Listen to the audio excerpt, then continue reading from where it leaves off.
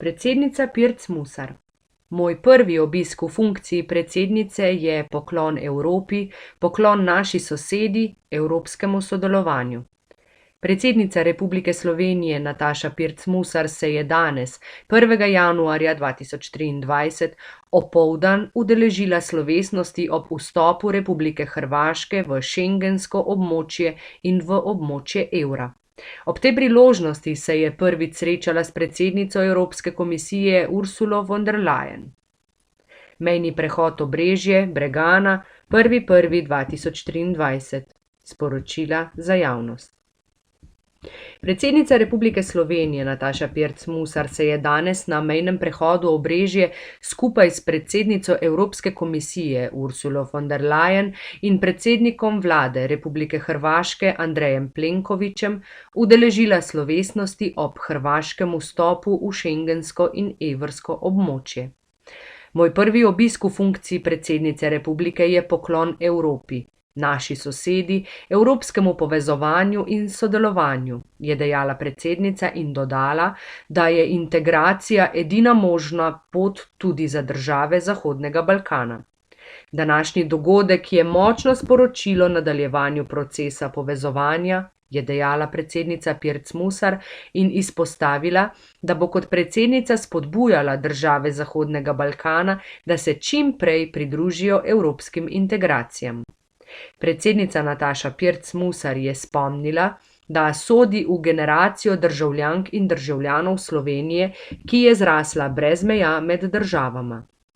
Gre za velik in zgodovinski dan, tako za hrvaške kot slovenske državljanke in državljane.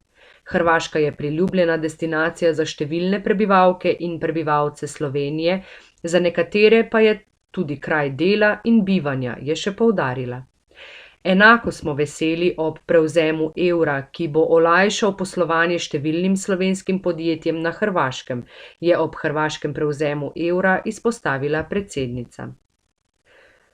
Kariero sem začela v svetu, ko med Slovenijo in Hrvaško ni bilo meje, in kot predsednica vstopam v novo leto in začenjam kariero v svetu, ko med Slovenijo in Hrvaško spet ni več meje, je še dejala predsednica Republike Slovenije Nataša Pirc Musar in dodala, da se želi čim prej srečati tudi s predsednikom Republike Hrvaške Zoranom Milanovićem.